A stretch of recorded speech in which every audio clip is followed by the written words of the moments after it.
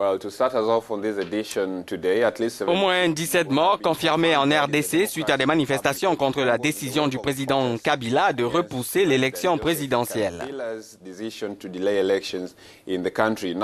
Alors que plusieurs groupes prennent part au fragile dialogue national pour mettre fin à la crise, certains leaders ont récemment menacé de quitter les discussions, estimant que ce dialogue était un moyen de justifier le maintien au pouvoir de Kabila au-delà de son mandat, prévu pour s'achever en décembre, selon la Constitution.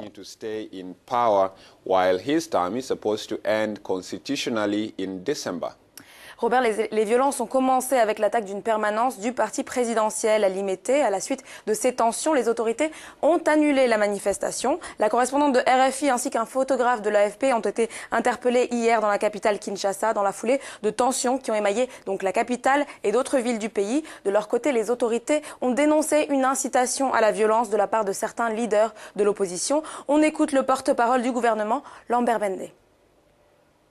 Une réaction de condamnation et de dégoût. Le procureur général de la République vient d'ouvrir d'ailleurs une enquête sur ce triste événement. Et beaucoup de jeunes, de très jeunes gens, bas âge, drogués, ont été récupérés par un certain nombre de personnalités qu'on commence aussi à interpeller, notamment le député national Martin Fayoulou et le député national Kovo Ingila, qui sont entre les mains de la police maintenant, qui ont manipulé de très jeunes gens pour détruire notre ville sous le prétexte d'une manifestation soi-disant pacifique, qui ont pillé des banques, qui ont détruit des stations-service, détruit des biens privés. Et donc, le procureur général de la République va faire son travail. Et nous ne laisserons impunis aucun crime. Nous sommes à l'ère de l'état de droit, à l'ère de l'état de la fin de l'impunité. Et on va s'en rendre compte.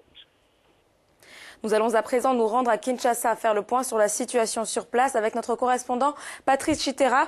Patrice Chitera, bonjour. Bonjour. Alors la journée d'hier a été marquée par les tensions, nous le disions, dans la capitale notamment. Dans la soirée, les autorités ont fait un premier bilan de morts, plus de 17 personnes tuées. Ce chiffre a-t-il évolué depuis? Oui, pas encore. Ce bilan de 17 morts donné par le ministre de l'Intérieur, mais l'opposition parle de 25 tués. D'après le ministre de l'Intérieur, Évariste Bochap, 14 morts sont des manifestants, alors que les 3 autres sont des policiers, dont des brûlés vifs. La tension a commencé à monter au moment où les manifestants se dirigeaient vers les différents points de départ désignés de Kinshasa. Certains manifestants scandaient des chants rappelant au président Joseph Kabila que son mandat prend fin déjà et qu'il devrait s'apprêter à quitter le pouvoir au lendemain du 19 décembre, dernier jour de la fin de son ultime mandat. Au moment où diverses colonnes de manifestants avaient atteint les palais du peuple pour se diriger près du centre-ville, le commandant de la police de Kinshasa a annoncé que la marche était annulée. Visiblement, les services de sécurité ont été débordés par des cas de provocation constatés ça et là.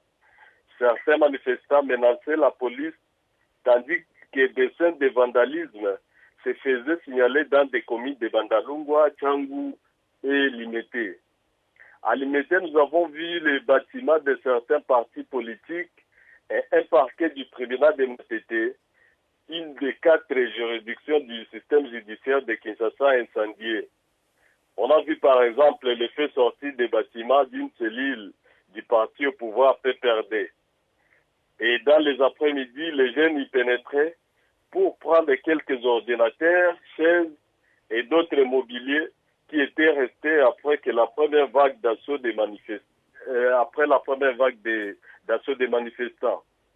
Au passage, nous avons vu au passage, nous avons assisté au jeu des chats et souris entre la police et des jeunes. Les jeunes tentaient de ériger les barrières le long des grandes artères, tandis que la police revenait pour les y déloger en jetant des gaz lacrymogènes et des tirs de sommation. Patrice, excusez-moi de vous couper. Alors, certains membres de l'opposition engagés dans le dialogue auraient également été menacés par les forces de l'ordre. Qu'en est-il exactement? Et dans ce contexte, est-ce que le dialogue est susceptible de reprendre, selon vous?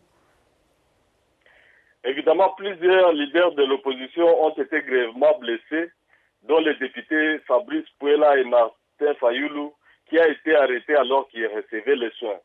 On signale aussi l'arrestation du jeune Carbone Béa, un des porte-voix du mouvement citoyen Filimbi, ainsi que certains d'autres leaders régionaux en province. Les porte-parole du gouvernement annonçaient déjà des poursuites judiciaires contre eux et on apprend que le procureur de la République va formellement annoncer leur inculpation ce mardi. Ces manifestants surviennent au moment où le dialogue politique en cours avec la participation d'une frange de l'opposition atteignait la fin. Et une plénière visée de trancher sur une nouvelle date des élections a été reportée pour mardi. D'accord. Alors, de nombreuses réactions après ces incidents, Patrice. Que pouvez-vous en dire?